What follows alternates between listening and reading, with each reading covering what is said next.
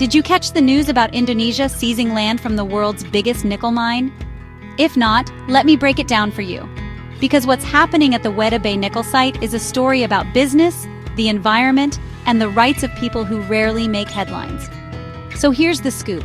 On September 12, 2025, Indonesian officials marched into the Weda Bay nickel mine on Halmahera Island and seized almost 150 hectares of land.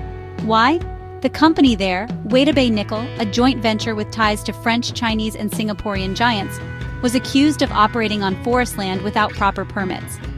That's a big deal considering this mine spans 45,000 hectares and pumps out about 17% of the world's nickel supply. We're talking about a cornerstone of Indonesia's economy. But what's really at stake here isn't just paperwork, it's the forest itself, and the people who call it home. Environmental groups and indigenous advocates have been sounding the alarm for years. The Honggana Manyawa tribe, for example, has lived in these forests for generations. Some members are even uncontacted, still living in isolation. For them, the forest isn't just scenery. It's food, shelter, and culture.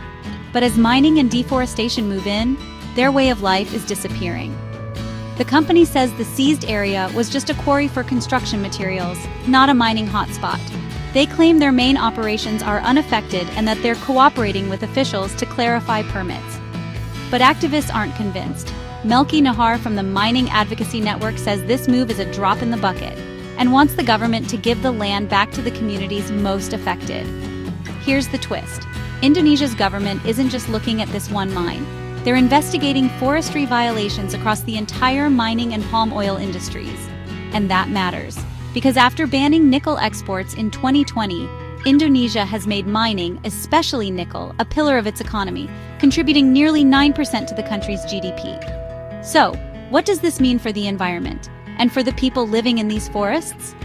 The fight over Weda Bay nickel isn't just about metal, it's about balancing economic growth, environmental protection, and human rights. I'll be watching what happens next, and so should you, because stories like this remind us, what's buried deep in the ground can shake the world above it. Stay tuned.